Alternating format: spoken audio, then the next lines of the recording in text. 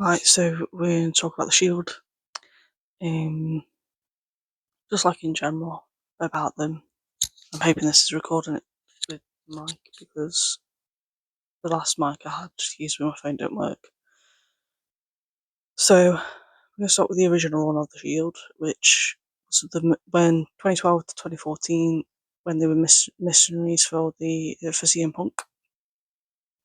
So Ambrose, Reigns, and Rollins were part of NXT developmental system in 2012. Rollins was NXT champion.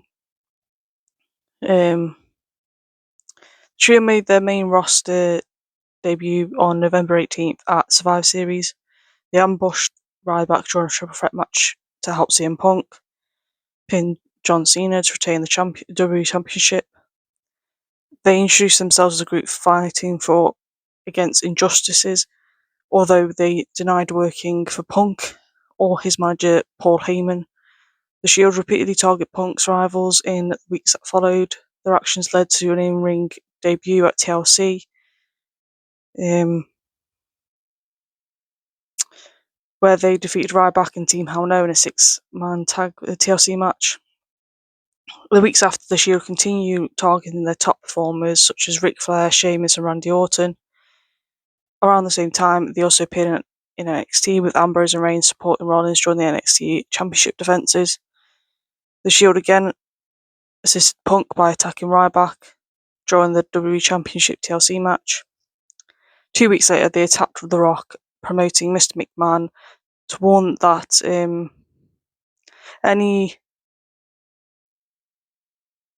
any interference in Punk's upcoming title defense at the Royal Rumble would cost him the championship. Despite Punk publicly distancing himself from the group, the Shield attacked The Rock, drawing the blackout at the Royal Rumble match, allowing Punk to retain. However, McMahon restarted the match and then The Rock ultimately won. The next night on Raw, it was revealed that the Shield had been secretly working under the directions of Paul Heyman all along. So, we're going to talk about their undefeated streak now. So, on the January 28th episode of Raw, the Shield attacked John Cena, along with Sheamus and Ryback, where they tried to intervene. This led to a six-man tag match at Elimination Chamber, where the Shield secured the win. The rivalry with Sheamus continued, culminating in the match at WrestleMania 29. They defeated Sheamus, Randy Orton, and The Big Show. In the weeks that followed, the Shield began targeting The Undertaker after an intense ambush on an episode of Raw was thwarted by Team Hell No. Two groups faced off in a six-man tag match, which the Shield won. They attacked The Undertaker again on an episode of SmackDown following his match with Ambrose. At Extreme Rules, Ambrose defeated Kofi Kingston for the US Championship, while Reigns and Rollins captured the Tag Team Championships from Team Hell No.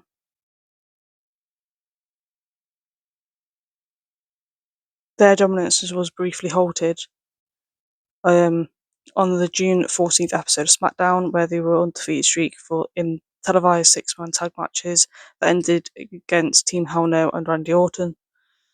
So now we're going to get into their All Champions and Triple H's Enforcers. So in August, the Shield began working for the Enforcers of Triple H, and they aligned themselves with the Authority. At Battleground, Cody Rhodes and Goldust defeated Reigns and Rollins in a non-title match, earning their in-storyline restatement to WWE. Rollins and Reigns lost the Tag Team Championships to Reigns and Goldust following the interference from Big Show. So now we're going to get into the cracks in the Shield and everything like that. So hopefully, I forgot what I was going to say there.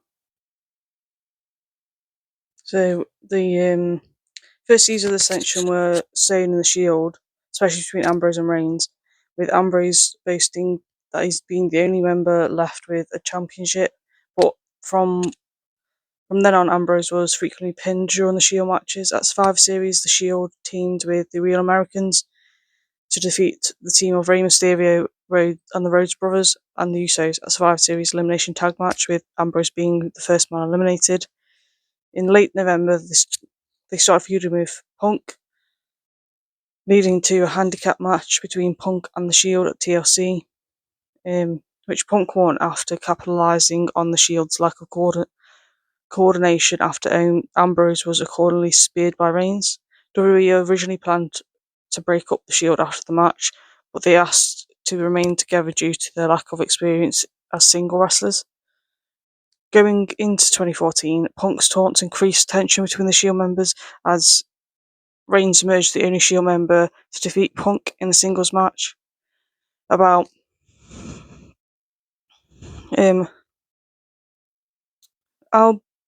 with a distraction from Ambrose, all three members of Shields competed in 2014 Royal Rumble match, during which Ambrose tried to eliminate Reigns, who reallocated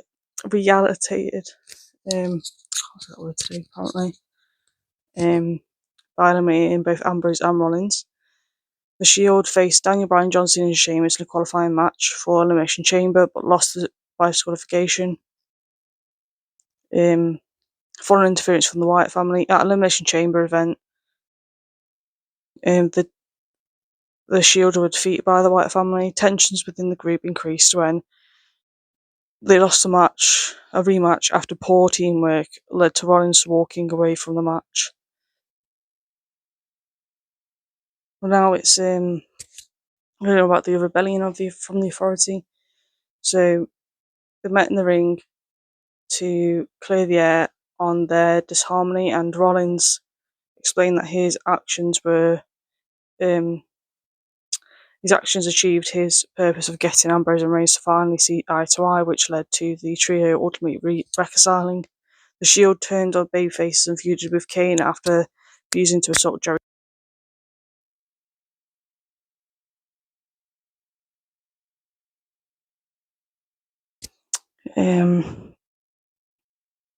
What was that? Yeah, so he feuded with Kane after refusing to assault Jerry Lawler. The feud also involved the Authorities, the New Age Outlaws, after they sided with Kane, communicating in a match at WrestleMania, which the Shield would win. Authorities leader Triple H then reunited his previous stable Evolution with Orton and Batista at Extreme Rules. The Shield defeated Evolution. Triple H forced Ambrose to defend the US Championship in a 20-man battle royal, without Reigns or Rollins being involved. Ambrose would end up losing the title after the last wrestler eliminated in the match, Sheamus at Payback. They defeated Evolution in a no-holds-barred Elimination Chamber match, in which no Shield member was eliminated. So the following night on Raw, Triple H announced his intention to continue Evolution's feud with the Shield, but Batista quit WWE and left Evolution.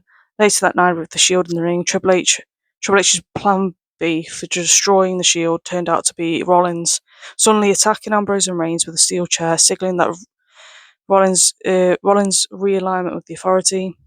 Rollins described his betrayal as severing business relationships, and that they had destroyed his own creation to further his own interests, while Ambrose and Reigns, still labelled as the Shield, addressed Rollins' betrayal, with Ambrose describing Rollins as a cancer in the Shield, while Reigns claimed that Rollins committed the most unforgivable sin. Later that night, Ambrose and Rollins had their final match as the Shield, teaming up with John Cena to defeat the Wyatt family. While Ambrose and Reigns did not fall out with each other, they began to take separate paths, as Ambrose declared his intention to take revenge on Rollins, while Reigns set his sights on the WWE World Heavyweight Championship. While the duo was still referred as the Shield, Ambrose debuted a new theme music, a ring attire, and entrance. Reigns, however, largely retained the Shield's ring attire, theme music, and then will continue to enter the ring through the live audience. On main event, Reigns confirmed that he was on his own and no longer with the Shield, this confirming that the Shield had dissolved. So now we're going to go into the reunions that they had throughout 2017 to 2019. So throughout July 2017, Ambrose, who had drafted to Raw brand via the Superstar Shake-Up, and Rollins, who teased the potential reunion between the two. But Ambrose continuously declined Rollins' offer to reunite, primarily due to the trust issues from Rollins' betrayal 3 years prior. Rollins was confronted by Raw Tag Team Champions Cesaro and Sheamus, where they later won a match against Sheamus after the duo attacked Rollins before Ambrose came down to make the save, though backstage Ambrose told Rollins that he would not help him if Rollins was outnumbered again. The following week, after Rollins lost the rematch against Sheamus and was once again attacked after the match, Ambrose did not help him. Later that night, Ambrose defeated Cesaro, only to be subsequently attacked by the duo being saved by Rollins. An argument in the ring communicated Ambrose and Rollins brawling with each other, only to fight off Cesaro and Sheamus and performing a fist bump to a loud ovation. Rollins and Reigns defeated the champions at SummerSlam, winning the titles. Ambrose and Rollins reunited with Reigns with a feud with The Miz. The Miz opened the show with Cesaro and Sheamus, but they were interrupted by the reunited Shield, who attacked the trio, leading to the 6-man tag team match at Table, Ladders and Chairs match between the Shield and the team of Cesaro, The Miz and Sheamus at TLC.